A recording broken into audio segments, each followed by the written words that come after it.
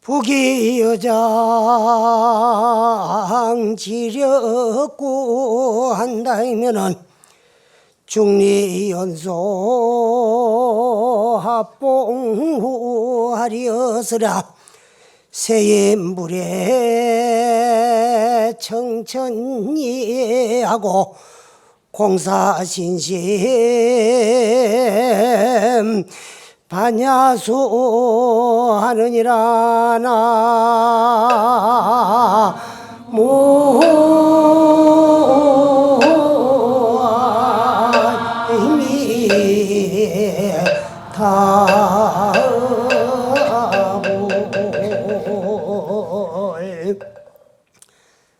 사람이 니네 할 거 없이 누구나 다 복받고 행복하고 잘 살기를 원하지만은 마음대로 뜻대로 안 되는 것이 인생살이입니다. 글도 문복이 있어야 옛날에는 선비로서 대접받고 공경받고 지금 또 학자로서 또 이제 많은 사람에게 대접받고 공경을 받는 거고, 또 벼슬도 관복이 있어야 큰 벼슬을 할 수 있고 또 남에게 참 이름도 날 수 있고, 재물도 재복 돈복이 있어야 큰 부자가 될 수 있어요. 또 이런 말만 하면은 복만 믿고 노력을 안 해도 그대로 다 잘 살 수 있을 것 같지만은 감남캐 저 홍씨가 네 거다 그랬다고 감나무 밑에 가가지고 입 벌리고 있다고 감홍씨가 입에 떨어지는 것은 또 아니에요. 그 감을 내가 손으로 따가지고 입으로 가지고 가가지고 씹어야 내가 내 뱃속으로 들어갈 수가 있는 거야. 그와 같이 또 노력 안 해가지고 되는 것도 아닙니다. 문복이 없다고 해도 열심히 부지런히 노력한다면 또 면무식은 할 수 있고, 또 간복이 없어도 큰 벼슬은 뭐 할지언정 열심히 노력하면서 신용을 얻고 정직하게 살고 또 이제 많은 사람들하고 관계를 인연을 맺어놓고 하면은 또 조금 뭐 조그마한 그런 벼슬들은 할 수 있고, 큰 복은 내가 지어와가지고 받는 것이지만은 적은 복은, 그래서 고인들의 말씀은 대복은 제천이고 소복은 제근이다. 부지런할 것 있잖아요. 열심히 부지런히 노력하면 밥술은 두고 먹고 살 수 있어요. 그래서 노력하면은 안 되는 게 없고 하면 되고 할 수 있고, 반드시 나는 이룩하고 말겠다는 생각을 가지고 열심히 노력하면은 큰 복은 다 지어와가지고 받는 것이지만은 적은 복은 이제 열심히 노력만 하면 될 수 있다. 그런 말씀입니다. 그래서 부귀여장 지렸고 한다면은 만약에 부귀를 지혜로 구할 수만 있을 것 같으면, 머리를 써가 구할 수 있을 것 같으면은 중리연소 합봉화였으리라. 공자 같은 사람들은, 그 성현들은 소년 시절에 벌써 제후를 봉했을 거다. 그런 말씀이에요. 그리고 지혜로서 구해서 와지는 것이 복이 아니고 복은 지어야 되고 노력해야 된다는 것이에요. 새인이 불에 청천히 하며 세상 사람들이 이와 같은 천리를 알지를 못하고 공사신심 반야수다 그랬거든. 부질없이 공연히 몸과 마음만 고달프게 하는 것이 인생살이더라. 그래서 우리는 절에 댕기면서 법문도 듣고 불교를 믿으면은 내 복을 달아가면서 살 줄도 알아야 돼요. 그게 지혜야.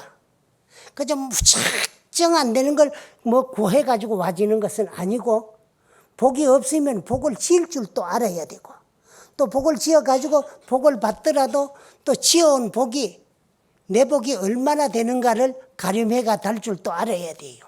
그 인생을 살다 보면은요, 무슨 일이 술술 잘 풀리 나가다가 어느 때쯤 되면 어느 한계에 가면은 그만 더 이상 발전이 없을 때, 여기 내 복이 가지였구나 하고 그때부터는 복 그릇을 더 키울 줄을 알아야 돼. 예? 그렇지를 않고 자꾸 구하기만 하다 보면은 찬 그릇에는 넘게 돼가지고 있어요. 그릇도 한계가 있거든. 한 말 그릇에는 한 말 담기고, 한 대 그릇은 한 대 담기요. 그리고 이제 한섬 말에는 섬에는 한섬이 담기고 그런 거야. 그래 그릇을 키워야 돼. 그릇 키운다는 게 복 짓는 거예요. 그래서 부처님께서도 중생은 복을 지어야만이 미래와 내생에 복 받을 수 있다는 걸 가르쳐 주기 위해 가지고 저 기원정사에 계실 적에 구석반 간병실에 병든 노비구가 있는데 아무도 찾아보는 자가 없어요. 그래서 부처님이 직접 찾아가셔가지고 죽도 써주고 약도 때려가지고 직접 이제 먹여주기도 하고 그랬어요. 근데 그 노비구는 스스로 참 항송하기도 하고 감사하고 고맙기도 하고 또 스스로 이제 한스럽기도 해요. 왜? 아무도 돌보는 자도 없고 찾아오는 자도 없으니까. 그래서 부처님에게 늙으니까 아무도 돌보는 자도 없고 찾아오는 자가 없는 것 같습니다. 그 말씀을 드렸어요. 그건 그런 것이 아니고 너는 전생에도 병든 자를 돌보고 구호하지를 아니하였고 금생에도 병든 자를 보호하기나 구호하지를 아니했기 때문에 네가 늙고 나니까 아무로도 찾아오는 자가 없느니라. 나같이 복회가 부족한 부처님도 미래를 이해하고 내생을 이해해서 너에게 복덕을 심고 있느니라. 그랬어요. 그 부처님은 복덕과 지혜가 부족하셔요. 그러면서도 이런 부처님도 복을 지어야 복을 받는다는 것을 너희들에게 일러주고 가르쳐주기 위해서 미래 내생과 다가오는 참 미래를 위해서 이렇게 복을 짓고 있다고 그렇게 말씀하셨어요. 또 어느 때는 보니까 다 늙어가지고 눈 어두운 비구가 다 떨어진 누더기를 집으려고 바늘에 실을 끼려고 그러니까 늙어 노안이 돼가지고 바늘구멍이 보이질 않아가지고 실을 끼울 수가 없어요. 그래서 혼자 이제 왔다 갔다 하는 스님들에게 누가 나를 위해서 복지할 사람 없느냐. 스스로 복지할 사람이 있거든 와가지고 나 바늘기 좀 끼워달라. 그리고 아무리 과음을 질러도 듣는 자도 없고 들어도 아무도 들은 척도 아니하고 그 바늘기 하나도 끼 주려고 하질 않아요. 그 부처님이 직접 들어가셔가지고 그 바늘 이리 돌라고 해가지고 길을 끼워줬어요. 주니까 사람이 늙으니까 젊을 때는 친구도 많고 찾아오는 사람도 많고 하더니만에 늙어지니까 아무도 찾아오는 사람도 없고 바늘기 하나 끼워줄 사람도 없습니다. 그것은 네가 늙어서 찾아오는 사람이 없는 것이 아니라 복만 많이 지났다면 늙어도 많은 사람이 찾아오기도 하고 또 이제 참 너의 법을 청해 들으려고 하지만은 네가 과거로부터 지우금생 오늘까지 지은 복이 없기 때문에 너를 아무도 돌보는 자도 없고 찾아오는 자도 없느니라. 그 말씀하셨어요. 그걸 보면은 반드시 우리는 복을 지어야만이 복을 받을 수 있지 복은 구해서 와지는 것도 아니고 지혜로서 이루는 것도 아닙니다. 그 만약에 지혜로서 복을 구할 수 있고 만들 수 있다면 머리 좋은 사람 다 잘 살아야 될 거 아니에요. 근데 머리 좋은 사람도 못 사는 사람이 있고 또 머리 나쁜 사람도 학교에 다닐 때 보면 지질이 공부도 못하고 그러던 사람도 아주 잘 사는 사람도 있고 또 공부 잘하고 머리 좋은 사람도 기껏 해가지고 뭐 이제 참 한 달에 몇백만 원씩 받는 교사 생활하고 또 그렇게 생활하는 분들도 있고 그래요. 그럼 복을 지어야 돼요. 그래서 우리 불교에서는 복을 짓는 방법이 8가지가 있어요. 요걸 소위 팔복전이라 그래요. 8가지 복밭이 될 수 있는 복받을 수 있는 밭이 될 수 있는 거다 해가지고 팔복전이라 그러는데 팔복전은 2가지가 있어요. 첫째, 부처님과 부처님 외에 모든 성현들과 스님들을 공경하고 받들고 고향 올리고 하는 거. 요거를 경전이라 그래요. 공경할 경자, 받전자, 경전이라 그래요. 그 다음에 하상과 아사리와 아버지와 어머니에게 효순하고 공경하는 거.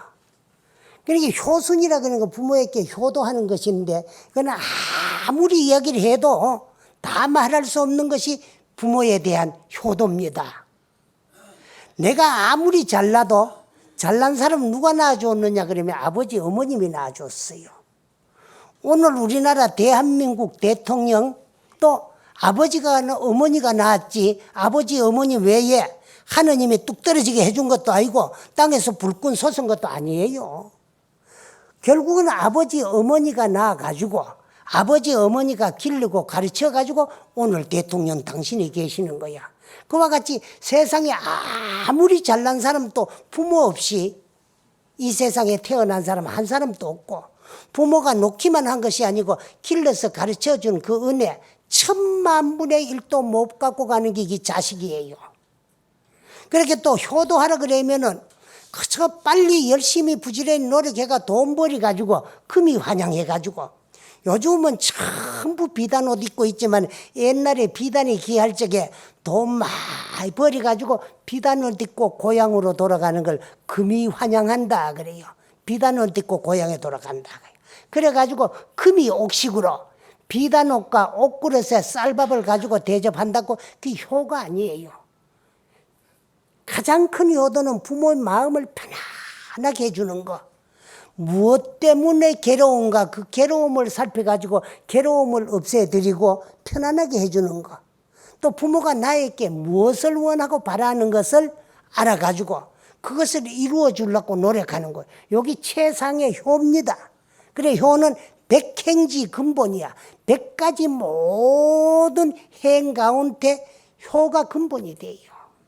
자기 부모에게 잘할 줄 모르고 나와서는 남한테 어질다, 선하다, 착하다, 훌륭하다는 소리를 듣기 위해서 하는 것은 이건 전부가 가장이야. 가장은 모순이거든.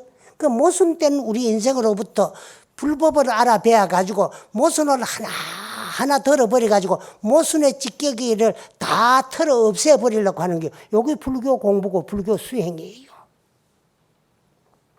내 부모에게 잘할 줄 모르는 사람, 아무리 좋은 일 해도 그 전부가 가장이고 모순이야. 그래, 모순 때는 우리 인생 자신에게 떳떳하고 당당하고 부끄러움 없이 모순을 덜어버리는 그런 인생이 되려고 노력해요. 그 모순의 찌꺼기에 다 떨어진 분이 부처님 뿐이에요. 그 부처님의 제자가 돼가지고 부처님을 배우고 공부해가지고 부처님같이 부처님이 되기 해가지고 그 부처가 되려고 하면 그 모순이 다 찌꺼기가 떨어지고 없어져야 된다는 거예요. 그래서 아버지 어머니에게 효순 부모할 줄 알고 공경할 줄 알고 극진 공경 고양할 줄 아는 자, 요것을 이제 그 은혜 은자 은전이라 그래요. 요건 4가지야. 이제 하상과 아사리와 아버지와 어머니. 그 다음에 이제 사고 묻힌 병든 사람 극진으로 구호하고 보호해주고, 빈번거리는 같은 사람 구제하고 보호하는 거, 이런 걸 비전이라 그럽니다. 슬플 빚자 받전자.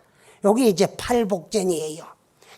경삼, 공경할 경자 받전자 경삼. 부처님을 공경하고 성현을 공경하고 이제 스님들을 공경하는 거 경삼. 그 은사가 있어요. 하상과 아사리와. 그럼 하상은 누구냐?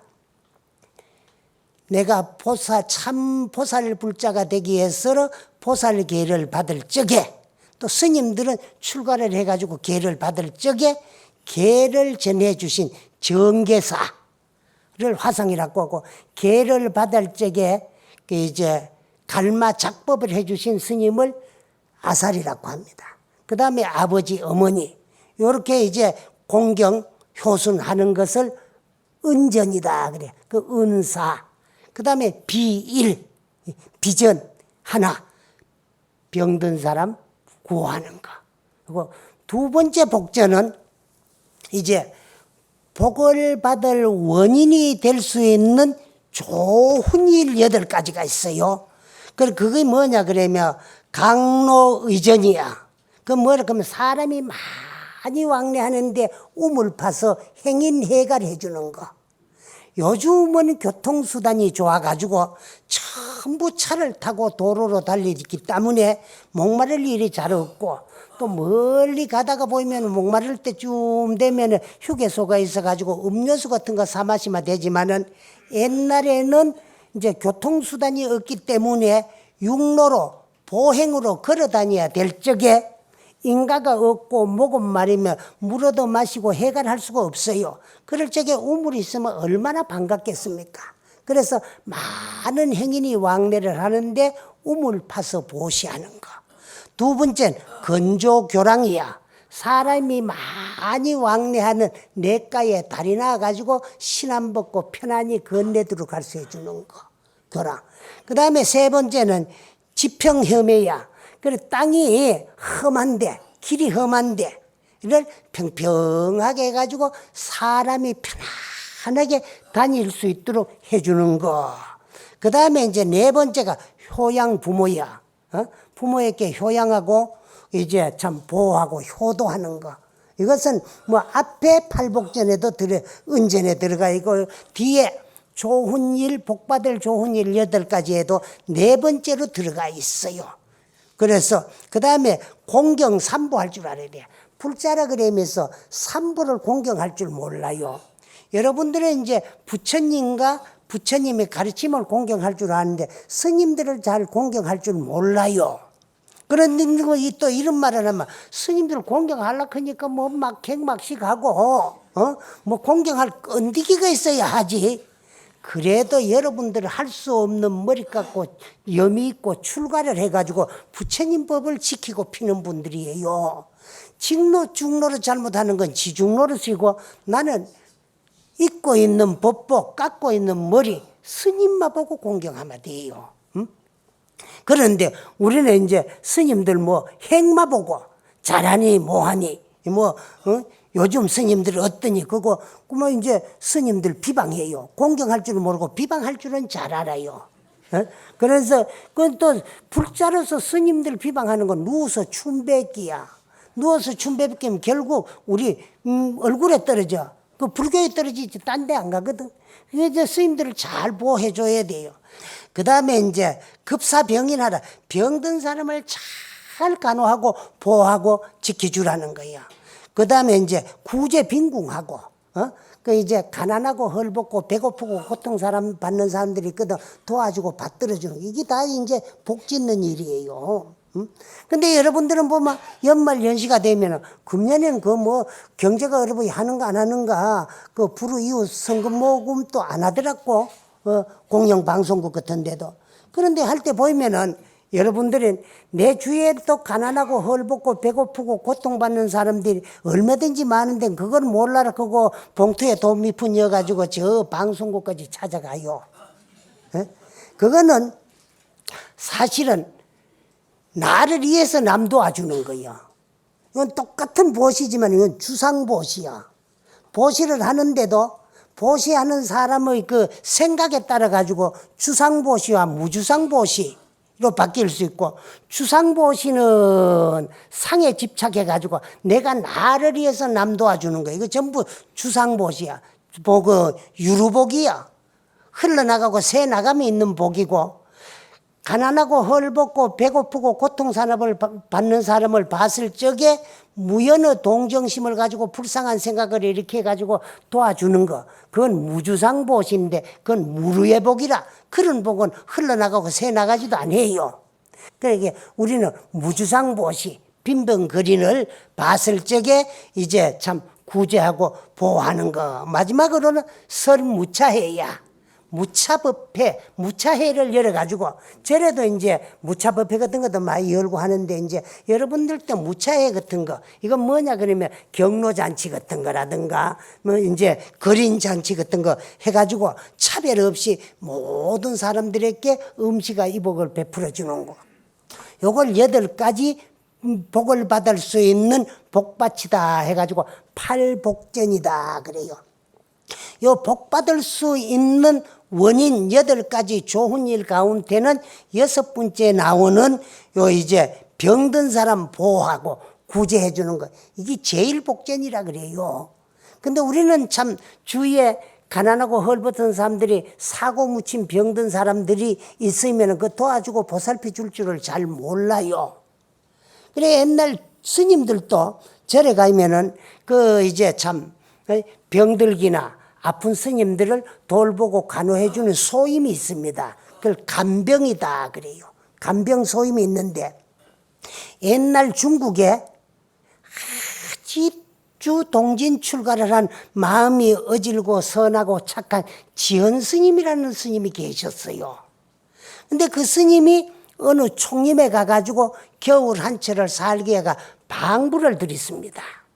그러고 이제 방부 드린 스님들이 10월 보름쯤 되면은 겨울 석철을 살기 해가지고 각 소임을 맡기고 그 이제 소임을 누구는 뭐라 하고 누구 뭐라 하고 그거를 이제 짜는 걸 방 짠다 그래요. 그래 방을 짤 적에 이 지연 스님이 간병 소임을 자청해가지고 맡았습니다. 그런데 그 철에 재수가 있는지 없는지도 몰라요. 그래도 병든 노비구 스님 한 분이 방부를 드렸는데 아주 몸이 다 썩어 문드러지고 막 악취가 진동을 해가지고 대중 스님들하고 한 방에선 도저히 생활할 수 없으니까 간병실로 모셔놨어요.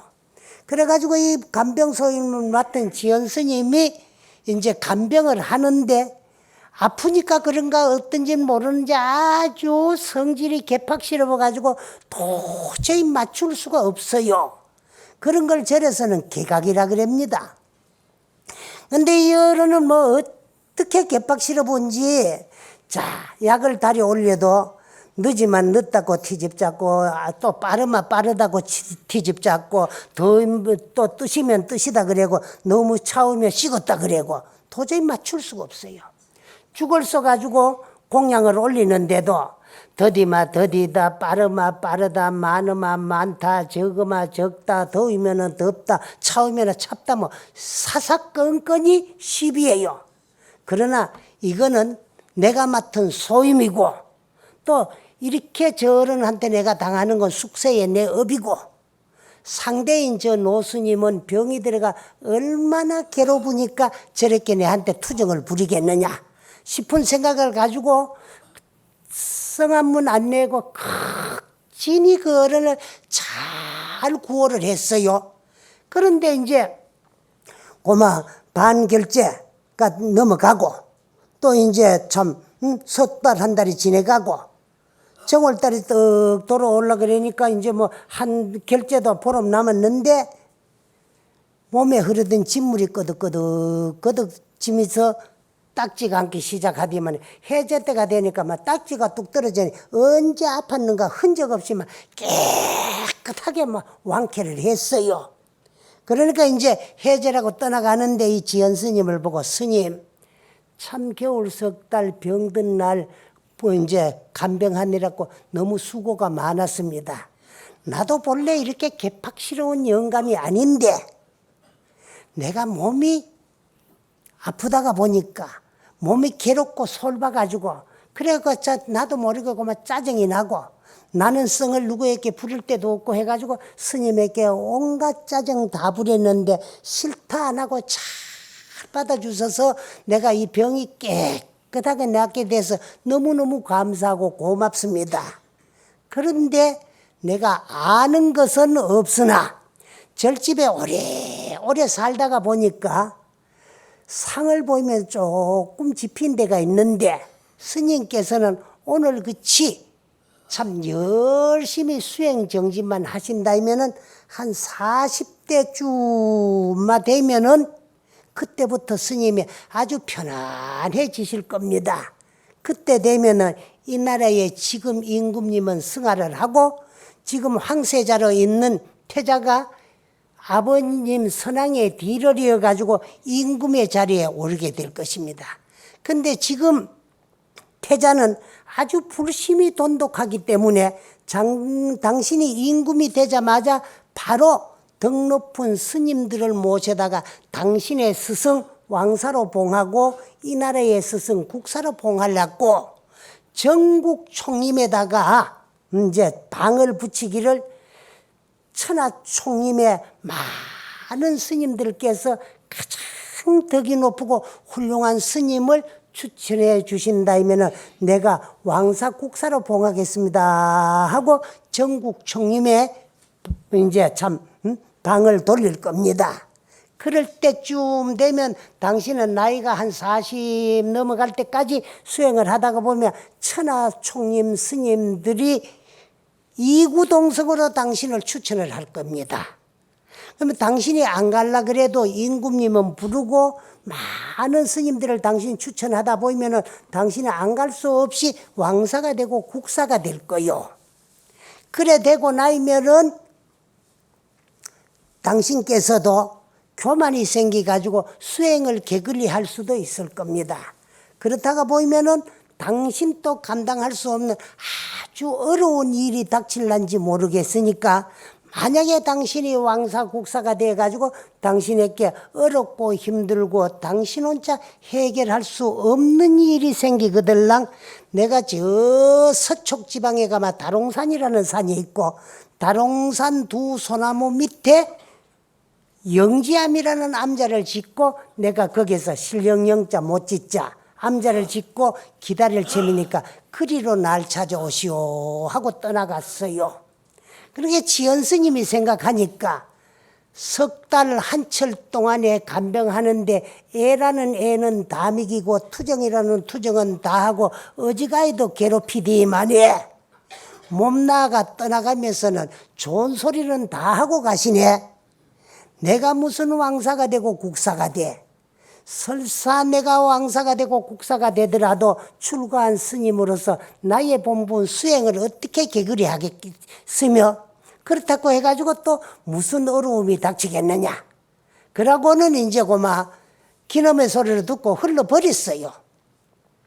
그럭저럭 세월이 흘러가지고 지연 스님이 한 40대 중반쯤 됐을 적에 그 나라의 임금님이 승하를 하고 태자가 왕위에 올랐어요. 그런데 그 태자가 불심이 돈독한 임금이기 때문에 천하총림에 이제 참 방을 돌리기를 천하총림에서 가장 훌륭하고 덕이 높고 수행자라고 공부 잘하는 선지식 큰 스님을 추천해 준다면 나의 스승 왕사와 이 나라의 스승 국사로 봉할 것입니다 하고 방을 돌렸어요. 그런데 그때 천하총림 스님들이 이구동성으로 추천을 한 분이 누구냐 하면은 지연 스님이야. 그래 임금님은 부르고 스님들은 추천을 하니까 안 갈 수가 없이 할 수 없이 궁으로 가가지고 이제 국사로 그 봉임을 하게 됐어요. 근데 나라에서 내린 임금님이 내린 시호가 오달 국사입니다. 그래 오달 국사가 돼가지고 저 궁전 후원에다가 국사전을 지어놔놓고 임금님이 오달 국사를 거기에다가 모셔놓고는 어렵고 힘드는 일이 있으면은 그 국사 스님을 찾아가 가지고 자문을 하면은 이 국사 스님이 살펴가지고 일려준 대로 시킨 대로 하면은 안 풀리 나가는 일이 없이 술술 어려운 일이 다 잘 풀리 나가요. 그렇게 한 해가 가고 두 해가 가고 몇 해가 가다가 보니까 임금님께서 국사 스님이 시킨 대로 하면 안 되는 게 없으니까 여불대접을 하고 하늘같이 떠받들어 모시오. 그러다가 보니까 절대 나는 그런 일이 없으리라고 다짐을 했는데 자기도 모르게 교만된 마음이 생기요. 그러면서 자기도 모르게 고마 수행을 게을리게 하게 됐어요. 그러던 어느 날쯤 되니까요, 넙덕달이 대퇴부에 종기가 하나가 생기는데 아무리 약을 써도 없어지질 않고 이놈이 점점 크디만 사람 머리만 해졌어요. 근데 그 부시름에 보니까 눈도 생기고 코도 생기고 입도 생기는데 요놈의 부시름이 말끄지해요. 근데 어쩌다가 보면 그만 옷에 시치면 아파 죽을 지경이야. 눈물이 쑥 들러 빠질 것 같이 아픈데 요놈이 부스럼이 또 호령을 해요.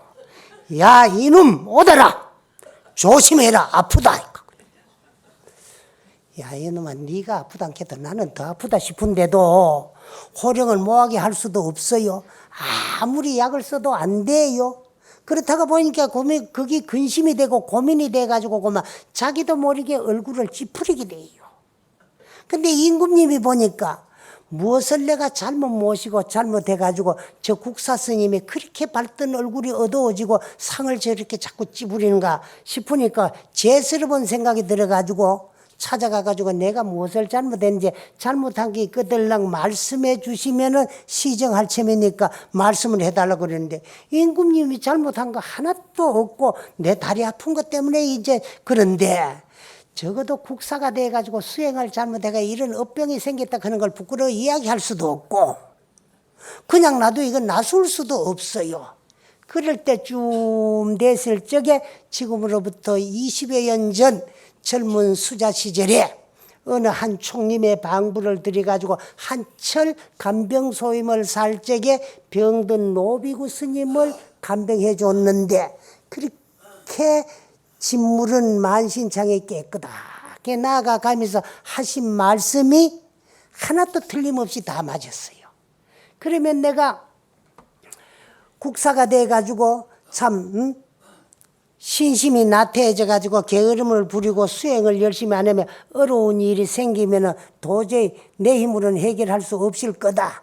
그렇게 되거들라 저 다롱산 두 소나무 밑에 영지함을 짓고 기다리고 있을 참에 그리 오락해서 이렇게 그 스님을 찾아가야 되겠다 싶었어요. 그러니까 임금님한테 며칠만 나를 휴가를 주고 면밀을 주면은 내가 깨끗하게 웃는 얼굴로 임금님을 맞이할 참에 휴가를 좀 돌라 그러니까 임금님 할 수 없이 이제 휴가를 줬어요. 그래 단걸음에 저 서쪽 다롱산으로 찾아갔어요. 다롱산 밑에서 다롱산을 떡 쳐다보니까 저 중턱쯤 보니까 두 소나무가 아주 크게 나가지고 있는데 그 사이에 조그맣단 초막 암자가 하나 보여요. 그리로 단걸음에 달려가니까 그때 그 노스님이 삽작 밖에 나와가지고 오달국사 이제서 날 찾아오시오. 내 그대 올 줄 알고 여기 나와서 기다리고 있노라고 어서 드시라고 하고 이제 방으로 데리고 들어갔어요. 들어가자마자 인사만 하고는 다리를 걷어 보이면서 내가 이 참 인면창 요 사람인자 남면자 부시름 창자야 사람 얼굴과 같이 생긴 부시름이다. 눈도 있고 코도 있고 입도 있고 말도 하는 부시름이라서 그걸 인면창이라 그래요. 근데 이 인면창 때문에 이렇게 고생을 하다가 스님 찾아왔으니까 이것 좀 해결해 주십시오 하고 말씀을 드리니까 걱정하지 마라. 요 암자 밑에 가면 아주 신령스러운 영천 우물이 약수가 하나 있는데 거기에 씻으면 깨끗하게 날 채미니까 걱정하지 말고 거기 가 씻으면 되느니라. 뻘떡 일어났어요. 빨리 가 씻고 싶어서.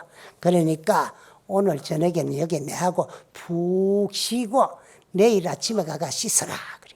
그러니까 또 잡으니까 할 수 없이 그만 단방 씻고 싶은데 씻으러 가지도 못하고 그래서 그날 저녁은 거기서 자고 아침에는 그만 아침 고향 또 먹기 전에 그만 부리야 그만 그 우물로 달려갔어요. 가가지고 다리를 둥둥둥둥 걷고 그만 물을 한오큼 퍼가지고 거기 씻으려고 하는데 요놈의 부스럼이 또 호령이래요. 야 이놈 오더라. 잠시만 기다리라. 이 약수는 영천이기 때문에 시키만 하면 삼세 업장이 소멸돼가지고 니하고 내하고 맺힌 원결을 해원석결하게 되어 있다. 다 풀어지게 되어 있으니까 어떤 업연에 의해가지고 너는 국사가 되고 나는 부실험이 됐는가 알고는 헤어져야 될 거 아니냐. 그래. 나도 그게 궁금하다. 그럼 말해봐라. 그러니까 이 부실험이 말을 합니다. 너하고 나하고는 삼생전의 원수다. 너도 나도 한 나라의 재상으로서 한 임금을 섬기고 영상 영의정, 요즘 말하면 국무총리 한 자리만 남겨놓고 그걸 네가 하느냐 내가 하느냐 서로 그 자리에 올라가려고 다투고 있을 적에 너는 내보다가 변제가 좀 뛰어나가지고 말솜씨가 있고 나는 좀 우둔해가지고 너보다가 말솜씨가 없어가지고 나는 너를 모략할 수가 없었고 너는 나를 임금님한테 중상 모략을 해가지고 너로 인해서 너 중상이 해가지고 나는 역적으로 몰려가지고 사형장에서 이슬로 사라졌다. 그때부터 내가 언젠간 나도 너를 죽이고 원수를 갚아야 되겠다고 독심을 품고 죽였는데 내 죽어가는 모습을 본 너는 그때서 비로소 개가천성을 하고 불법에 기해가지고 열심히 불교를 믿고 수행을 하다가 보니까 호법신장이 밤낮 없이 너를 보호하고 있기 때문에 내가 원기가 돼가지고 복수를 하는 한테 달라들지를 못했느니라. 그런데 다음 생에 보자고 내가 독을 품었으나 만년에라도 열심히 불교를 믿고 보살계를 받아 수지한 공덕으로 처태승이 수승해가지고 어머니 뱃속에 들었을 때부터 호법신장이 너를 보호하고 있었기 때문에 너를 괴롭힐 수가 없었고 내가 너를 괴롭힐 수 없었는데 또 나자마자 불자집에 태어나가지고 열심히 불교를 믿고 수행을 했기 때문에 항상 호법신장이 너를 보호하고 있기 때문에 또 복수할 기회를 놓쳤다. 그래서 금생에 보자고 따라왔는데 불자집에 태어나가지고 호법신장의 보호를 받고 자라다가 일찍이 동진 출가를 해가지고 여법하게 수행을 잘하니까 또 내가 복수할 기회를 놓쳤느니라. 그러다가 네가 어느 총림에 있을 적에 그 노비구 누군 줄 네 아느냐?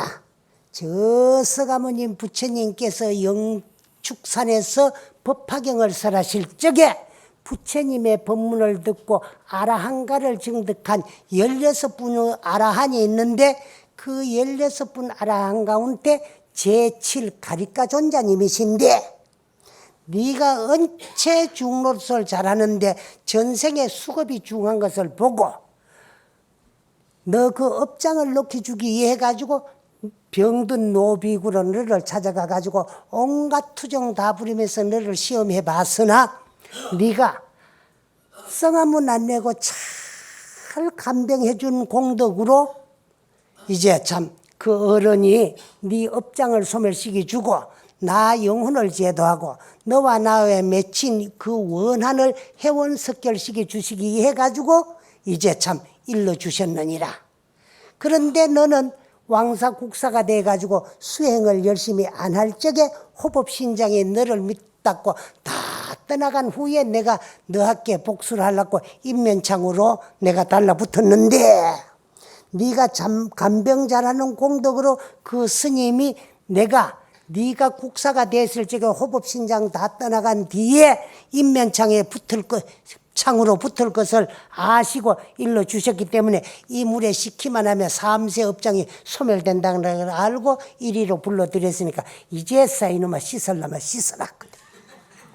그래서 그 물을 움켜쥐고 거기에 막 한 움큼 퍼부으니까 막 시원해지고 두 번 퍼부으니까 그막 후죽으리해지더만 10분 퍼부으니까 막 깨끗하게 막 다 나았다는 거야.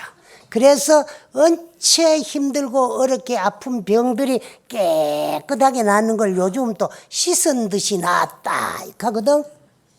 뭐가 깨끗하게 나는 걸 씻은 듯이 나았다 이렇게요.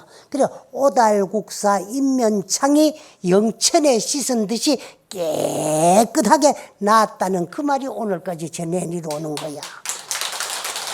이와 같이 우리는 사람이 죽으면은 육체는 생도 있고 사도 있고 옴도 있고 감도 있고 남도 있고 죽음도 있지만은 영체는 불생불멸하면서 지은 바 업에 의해서 육도문중으로 윤회전생을 하는데 원한이 너무 극에 달하면은 그 원한 때문에 그 복수심을 가지고 복수를 하기 위해서 육도윤회를 못하는 경우가 있어요.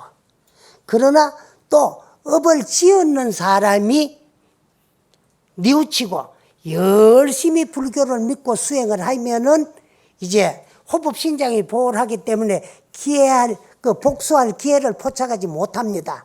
그러나 더 열심히 하면 그 업이 녹아버리면은 상대도 업장이 소멸돼 가지고 원한이 다 풀어져 가지고 회원석결하고 이고 등락을 하게 되는데, 오달국사 같은 분들도 보면은 그 업을 다 녹일 수 있을 만큼 수행은 깊지를 아니했고, 호법신장의 보호를 받을 만큼은 열심히 수행하고 정진을 했기 때문에 호법신장의 보호를 받고 인면창의 그 주인공이 침입은 못하게 하였으나 그걸 녹일 수 있을 만큼은 수행은 못했으나, 그러나 열심히 스님 노릇을 하고 부지런히 살았기 때문에 끝에 가가지고는 그 업장이, 서로의 업장이 다 소멸돼 가지고 그 영혼은 이고등락을 하게 되고, 당신은 인면창의 괴로움으로부터 벗어나 가지고 궁으로 다시 돌아가 가지고 이제 참 한평생을 국사로 열심히 살면서도 그로부터는 절대로 수행을 게을리 하지 않고 열심히 수행 정진을 해가지고 구경해 가가지고 깨달음을 얻으시고, 깨달음을 얻은 국사가 돼가지고 임금을 자명하려니까 나라는 태평하고 국민은 편안하고 그 나라는 잘 살게 되고, 스님은 열심히 사시다가 이제 참 세상 인연이 끝났을 적에 자탈인망을 해가지고 열반에 드신 분이 오달국사라는 그런 이야기가 중국 고승전에 전해 내려옵니다.